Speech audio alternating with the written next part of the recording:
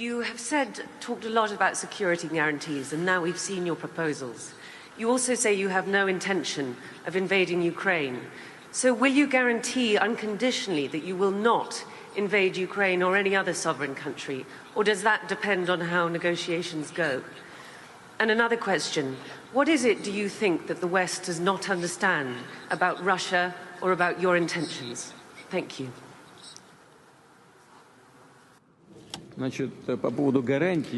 Speaking of the security guarantees and what it will depend upon, or if something will depend upon the negotiations, our actions will not depend on the negotiation. They will depend on the unconditional compliance with the Russian security demands today and in the historical context.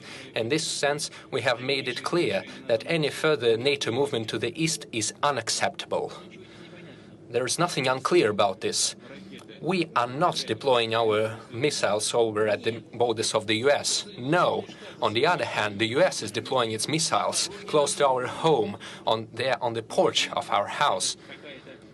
So, are we demanding something excessive? We're simply asking them not to deploy their attack systems over at our home.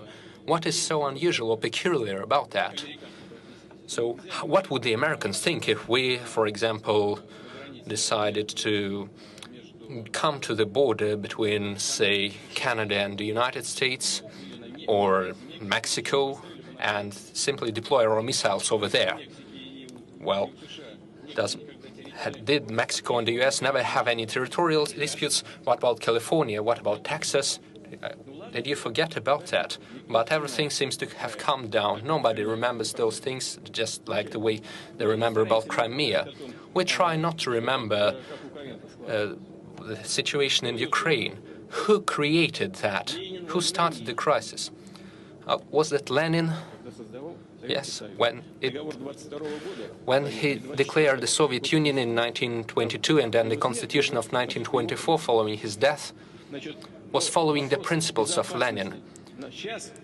This is a matter of security, not just history. This is about security.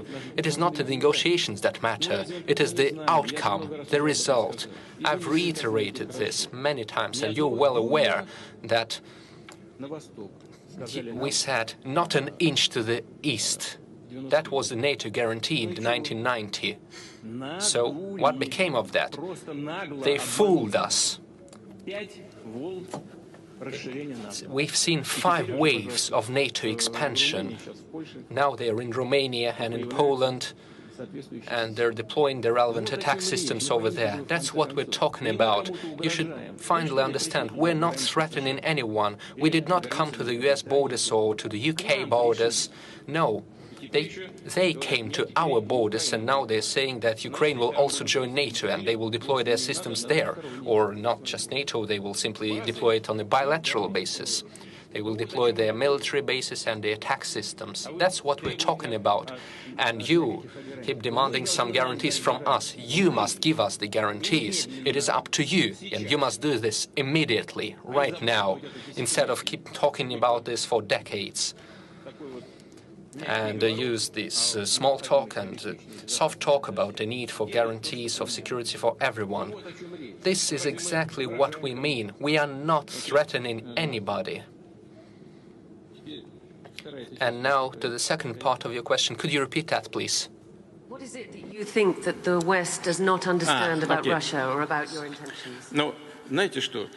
Yes, exactly. Well, you know, what you understand or what you don't understand, sometimes it seems to me that we live in 2 different worlds. I was speaking about very obvious things. How can you not understand that? You say you will not expand, and then you keep expanding. You say we will have equal guarantees for everyone on a number of international agreements, and then we see there is no equality or no equal security. See, here's the thing. Back in 1918, one of the assistants of Woodrow Wilson, the US president, said that the whole world would feel calmer and safer if today's enormous Russia would be replaced with the states of Siberia and 4 more states in the European part of Russia. That was set in 1918, and in 1991 we separated into 12 separate parts. It seems to me that our partners were not satisfied with that. They think that Russia is a tad too large. Even the European countries have turned themselves into a union of states. They are quite small states with populations of 60 to 80 million people, but even after the dissolution of the Soviet Union, we only had 146 million people, and that is too much for the West. I think that is the only explanation for their constant pressure against us. Back in the 1990s, the Soviet Union did everything it could to build normal relations with the West, with the United States. I will keep saying this, and I will repeat for your viewers and listeners out there from the media that you represent. I didn't quite get that, but that doesn't matter. Our nuclear sites, our military nuclear sites, had experts from the US intelligence authorities. They were going there. That was their job, to visit the Russian military nuclear sites. They spent their whole days over there. And the Russian government had advisors from the CIA working inside of it. What else did you need? Why did you have to support the terrorists in Northern Caucasus and use the terrorist organizations to reach your goals and break down the Russian Federation? This was exactly what you were doing, and as a former director of the FSB, I know that. We were working with the double agents, and they were reporting to us on the tasks of the Western intelligence agencies. Why did you have to do that? You should have done something different, perhaps treat Russia as a possible ally and strengthen trust. But no, instead you tried to keep breaking us up. And then you started the NATO expansion to the east. We were saying, don't do that. You had promised you wouldn't. And they say, where is it put in written form? Nowhere. Well, then F off, and we don't care about your concerns.